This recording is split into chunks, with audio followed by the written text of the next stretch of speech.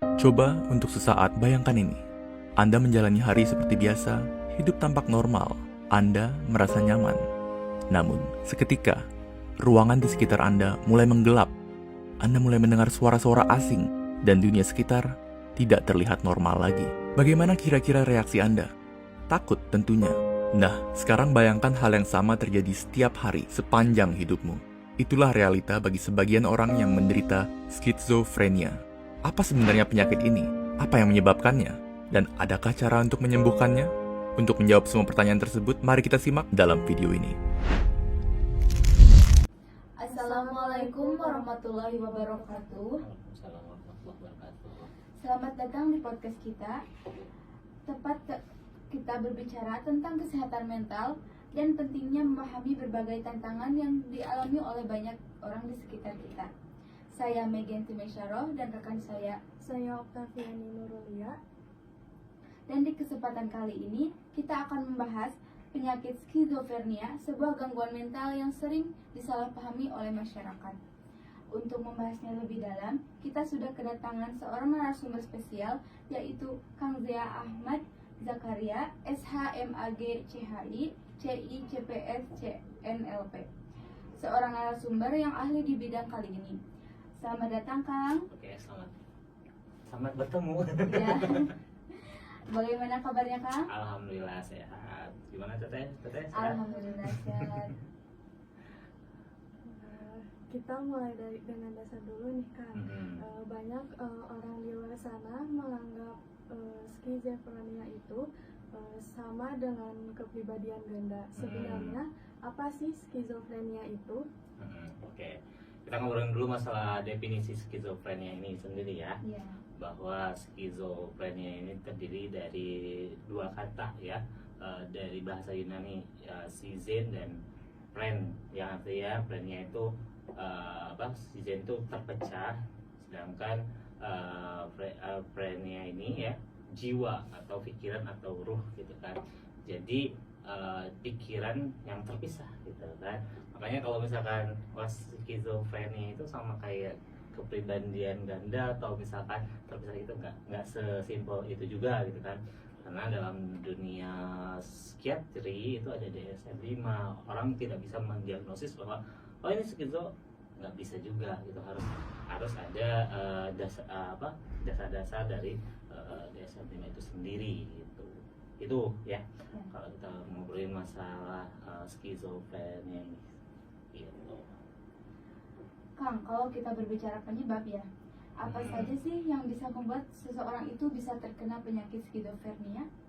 Oke, yang pertama itu ada keturunan genetik ya. Ada genetik, yang kedua juga komplikasi saat lahiran gitu kan. Misalkan genetik ada turunannya nih, ada kemungkinan nurun kembali ya.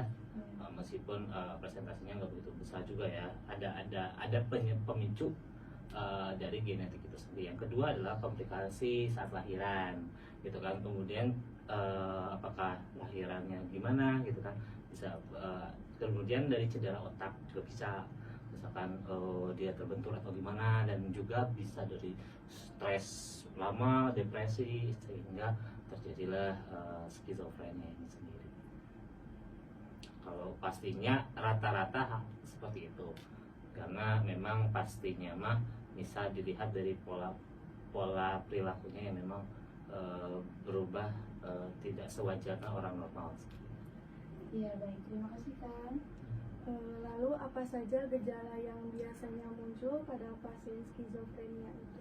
Gejala yang pertama kali muncul ya memang dia berhalusinasi. Ada apa ya namanya itu, gejala-gejalanya ada positif, negatif, dan juga kognitif ya. Kalau misalkan perubahan tingkah laku, misalkan jadi delusi, halusinasi, misalkan merasa ada ada seseorang di dalam dirinya, kemudian ada bisikan-bisikan kayak gitu, itu gejala positifnya. Kemudian gejala negatifnya biasa merasa hopeless gitu, atau misalkan merasa tidak mau bergerak sama sekali gitu kan, dia murung di kamar gitu kan, diem aja, nggak mendesu lah gitu kan, mendesu lah gitu kan. Nah itu yang negatifnya. Yang ketiganya kognitif ya, dia bisa menjalankan aktivitas sehari-hari, cuman dia tidak tidak apa namanya tuh tidak fokus, banyak ngelamun gitu kan, ngulang, tapi dia jalan-jalan tuh kayak mati segan hidup tak mampu gitu kan. Gitu. Nah itu gejala-gejala yang bisa terlihat secara secara awam lah gitu. Meskipun sebenarnya memang ada harus ada kita lebih asesmen lebih dalam lagi ya, dianalisis lebih dalam lagi seperti itu. Apakah semua gejala itu bisa muncul secara tiba-tiba atau bisa juga secara bertahap? Kalau klien yang saya dapatkan itu bertahap. Ya awalnya misalkan dari depresi, terlalu lama depresi sehingga terbentuklah itu, misalkan jadi tidak ujug-ujug langsung, misalkan tiba-tiba wah aku marah-marah dan lain-lain, pasti ada pemicunya dulu, ada triggernya. Misalkan dia ada riwayat misalkan turunan atau misalkan yang memang membuat dia itu menjadi seperti itu, ya akhirnya ke tahapan yang tadi, gejala-gejala yang tadi muncul. Kalau sudah terdiagnosa skizofrenia, bagaimana cara penanganannya, Kang? Oke, jadi untuk kalau misalkan orang yang sudah masuk ke dalam skizofren, itu memang harus langsung ke ahlinya. Apakah itu kalau saya pribadi, kalau untuk terapi psikologi kayak misalkan memang perlu diajak ngobrol seperti itu agak susah. Tetap memang harus ke psikiater, itu harus ada obat tenang dulu, itu kan dibawa ke ahlinya. Beda sama orang yang stres, orang depresi gitu kan, depresi biasa gitu kan masih bisa diajak komunikasi. Rata-rata kalau skizofren itu agak susah untuk diajak komunikasi gitu, malah denial juga ya dia gitu kan. Atau enggak di sini kan saya juga megang tempat rehab ya, atau enggak direhabilitasi, ada rehabilitasi narkoba, gangguan jiwa gitu kan, direhabilitasi dulu gitu kan. Memang kalau untuk pertamanya bisa ke psikiater dulu, dikasih obat penenang gitu kan, karena memang ada beberapa kayak beberapa hormon yang terlalu berlebih untuk skizofrenia ini, misalkan seperti hormon dopamin gitu kan, seperti apa lagi ya, banyak lah ya yang misalkan glutamat yang terlalu berlebih gitu kan. Jadi perlu adanya obat penenang gitu kan, yang memang dikasih sama psikiater. Lalu pengobatan yang tepat kepada pasien itu bisa hidup normal lagi atau tidak? Oke, gini.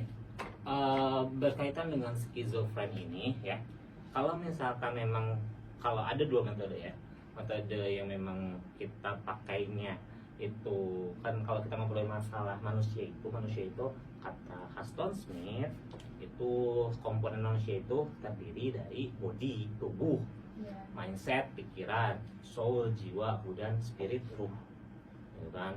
Kalau kamu body, tubuh ya, diobati dengan ya misalkan sakit batuk atau apapun itu ya diobati dengan ke dokter lah. Kemudian mindset, kamu kurang motivasi ya, ya udah gitu kan, kita ikut motivator gitu kan. Soul, jiwa, ini dari hati ke hati. Kemudian spirit, agama kan. Ini soul ini suka terlewat di sini ya. Jadi memang tergantung ini juga support systemnya. Ya memang sih kalau misalkan support systemnya nggak bagus, atau misalkan dianya juga agak denial, itu obatnya itu bisa seumur hidup, dikasih obat penenangnya itu. Nah tapi kalau misalkan support systemnya bagus, ada memang metode-metode kayak psikoterapi yang lain ya, kayak terapi sofistik yang mengklaim bahwa skizo bisa tidak sama sekali untuk halusinasi gitu kan. Jadi kalau halusinasinya itu dikasih obat penenang, kalau misalkan lewat kalau psikiater ya, kalau terapi sofistik itu ada melalui terapi-terapi kayak zikir gitu kan, kemudian dialihkan gitu kan dengan pola kebiasaan yang harus dia lakukan selama tempat rehab. Misalkan kan ada beberapa tempat rehab tuh mewajibkan 90 hari untuk direhab di sana, misalkan supaya dia tidak ketergantungan obat. Misalkan dia larinya ke zikir, kemudian bagaimana si neuron itu melakukan hal-hal yang agak positif, atau misalkan dengan afirmasi suggestion yang terus menerus dilakukan berturut-turut, sehingga si pikirannya itu teralihkan gitu kan, seperti itu. Ini ya, sekarang itu banyak tuh yang misalnya itu lagi berobat, terus tapi dia tuh tidak bercerita kepada keluarga atau teman bahwa dia tuh lagi terkena ini penyakit skizofrenia. Kan banyak tuh yang malah menambah bebannya itu, bahkan menambahnya itu bagaimana? Jadi gini, kalau kita ngomongin masalah psikologi kan, psikologi itu kan artinya jiwa, logosis itu artinya ilmu tentang jiwa. Jiwa itu sesuatu yang nggak bisa dilihat, diraba. Beda sama fisik, kamu jatuh, ternyata jatuh nih, kelihatan lukanya, patah tulang bisa di ronsen, tapi kalau jiwa nggak bisa, hanya bisa dirasa. Yang ngerasain siapa? Kita. Orang lain ngerasain nggak? Enggak. Ya nggak Mungkin perlu, merasakan, cuma tidak sepenuhnya. nggak ngerasain. Iya. Makanya apa? Karena misalkan teteh bilang kayak gini, misalkan dia lagi sakit hati atau lagi jiwanya itu lagi bermasalah, kamu nggak ke teman atau ke pasangan atau ke orang tua bilang kayak gini, kamu nggak ngerasain apa yang aku rasakan. Emang. Maka dalam agama dikatakan jangan terlalu berharap pada manusia. Kalau terlalu berharap, siap-siap kamu kecewa. Begitu teh. Ya, jadi memang karena mereka ngerasain, ya udah, karena kita yang merasakan mau dijelasin apa tuh kayak gini nggak bisa, maka datanglah langsung ke psikiater, ke psikolog, ke ahlinya. Kalau kita merasa seperti itu, dan kalau misalkan dimengerti, supaya mereka mengerti, orang awam mengerti itu nggak susah. Kita langsung saja, kalau misalkan memang support system kita nggak bagus, kita langsung aja ke sana minta bantuan profesional, mandiri, gitu. Dari kan bahasanya kalau misalkan kalau kita cerita, kamu mah lebay dan gini, gitu kan kayak enggak, gitu. malah sih kan kita jadi tambah sakit hati. Langsung aja ke minta pertolongan profesional. Dan seorang psikiater, psikolog, psikoterapis, apakah merasakan apa yang pasien rasakan? Enggak. Kita juga enggak, kamu juga enggak merasakan. Kita hanya berusaha untuk memahami, bukan merasakan. Udah capek kamu merasakan teh. Misalkan orang yang kecemasan berlebih, lompat mantep, lari mah enggak, tapi berkeringat masa capek gitu kan. Kami juga nggak mau merasakan hal yang sama sebenarnya. Hanya karena kami sekolah di bidang itu, maka kami berusaha untuk memahami, bukan merasakan. Nah, seperti itu. Selanjutnya tentang stigma nih Kang. Apa yang perlu masyarakat ketahui supaya mereka lebih bisa memahami pasien skizofrenia? Oke, stigma masyarakat itu kan orang-orang yang terkena itu, wah ini mana gangguan misalkan dikirimin ada roh halus dan lain-lainnya, ya memang langkah lebih bagusnya memang yang pertama, kalau misalkan ada tadi ya gejala-gejala itu, dan soalnya orang yang mengalami skizo itu tidak sadar dengan bahwa dia itu mengalami hal tersebut kan, tapi lingkungan sekitar yang melihat bahwa kok ini rasa aneh gitu kan, ya segeralah cari profesional. Dan keluarga juga katakanlah harus menjadi support system supaya dia bisa sembuh dari sakitnya ini gitu kan. Pasti ada penyebab-penyebab yang menyebabkan si orang tersebut gitu kan. Kebanyakan mah sekarang dipasung ya, di rantai gitu kan, dan memang takutnya marah, ngamuk-ngamuk dan lain-lainnya kayak gitu kan.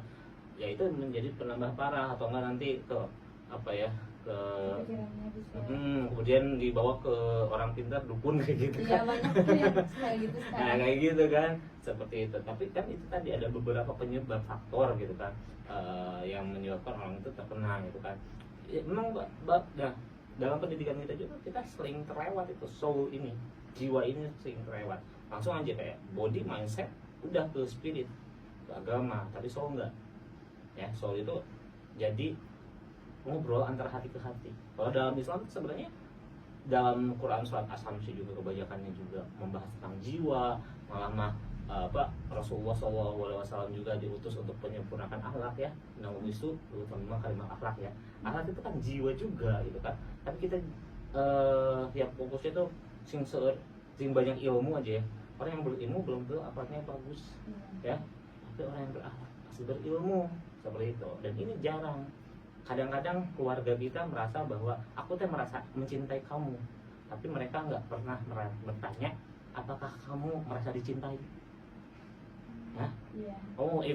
Kamu mencintai seseorang dengan effort yang luar biasa, tapi kamu nggak pernah nanya apakah dia merasa dicintai apa enggak. Nah, nggak nyambung nih nantinya. Iya.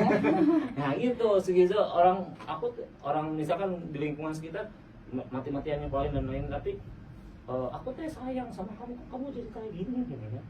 Tapi dia keluarga itu nggak pernah bertanya seperti hal tersebut, apakah mereka dicintai apa enggak. Sedangkan ini harus ngomong dari, kalau cowok ini dari hati ke hati, maka perlulah orang-orang profesional yang mendalami tentang soul, yang mendalami tentang jiwa itu ya. Perlunya profesional, kita sharing sama profesional itu seperti itu ya. Terima kasih banyak Kang atas penjelasan dan wawasan yang sangat berharga untuk kali ini. Semoga pembahasan kita membantu pendengar lebih memahami apa itu skizofrenia dan mengurangi stigma terhadap gangguan kali ini. Nah, untuk teman-teman pendengar, kalau kamu atau orang di sekitar kamu membutuhkan bantuan terkait kesehatan mental, jangan ragu untuk mencari pertolongan profesional. Sampai jumpa, jaga kesehatan secara fisik dan mental. Terima kasih Kang. Barangkali ada kata-kata penutup untuk teman-teman pendengar kali ini. Oke, untuk teman-teman semuanya, jadi jangan malu untuk kalau misalkan di lingkungan kita ada yang seperti yang tadi kami sebutkan, jangan malu untuk bertanya kepada profesional gitu kan, apa kamu itu ke psikolog, mau itu ke psikiater atau ke psikoterapis yang memang bisa ngeklaim bisa menterapi orang yang mengalami skizofrenia ini. Yang keduanya bahwa stigma skizo ini harus benar-benar dibantu, karena ada seorang matematikawan yang bernama Jonas ya, itu lahir tahun 1928 dan meninggal tahun 2015. Itu dia juga mengalami skizofren, tapi dia mendapatkan Nobel, kemudian menjadi seseorang yang sangat luar biasa. Itu teman-teman bisa lihat di filmnya, ada difilmkan ya, nama judul filmnya A Beautiful Mind. Itu boleh nonton deh, keren bagaimana seorang yang mengidap skizo bisa menjadi seseorang yang sukses. Terima kasih Kang. Mohon maaf bila ada kesalahan. Oke. Wassalamualaikum warahmatullahi wabarakatuh. Waalaikumsalam warahmatullahi wabarakatuh.